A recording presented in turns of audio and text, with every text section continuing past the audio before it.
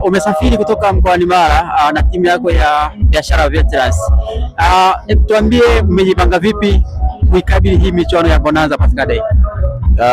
Kama nilivyosema mwanzo, asante ndugu mtangazaji. Sisi Biashara Veterans tumejiandaa vizuri kwa kukutana na yeyote na kukabiliana naye na kuweza kupata matokeo, kwa sababu maandalizi tuliyoyafanya ni maandalizi makubwa.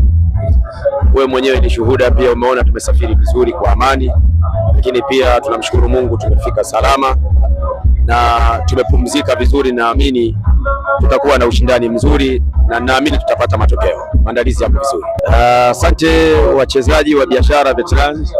Toka tumetoka tulikuwa na morali na kulikuwa hakuna majeraha yoyote kwa mchezaji yoyote mpaka tumefika. Daktari ametuuliza kuhusiana na afya zetu, kila mmoja akathibitisha afya yake iko salama na tukaenda kupumzika. Mpaka sasa tumeamka asubuhi, naamini kila mmoja yuko vizuri kwa utimamu wa mchezo wa leo. Yoyote atakayekuja mbele yetu tuko naye.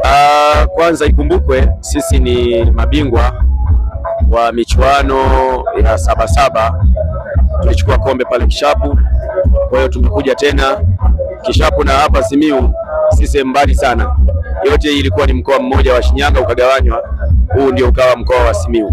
Kwa hiyo rekodi yetu ni nzuri ya kuchukua katika majirani hawa kuchukua kombe. Naamini na hili kombe la Pasaka sisi tunalitaka na ninaamini tutalichukua. Kwa hiyo nawaahidi wana Mara kwa ujumla, wapenzi wa Biashara Veterans wajiandae kwamba Biashara anarudi na kombe nyumbani.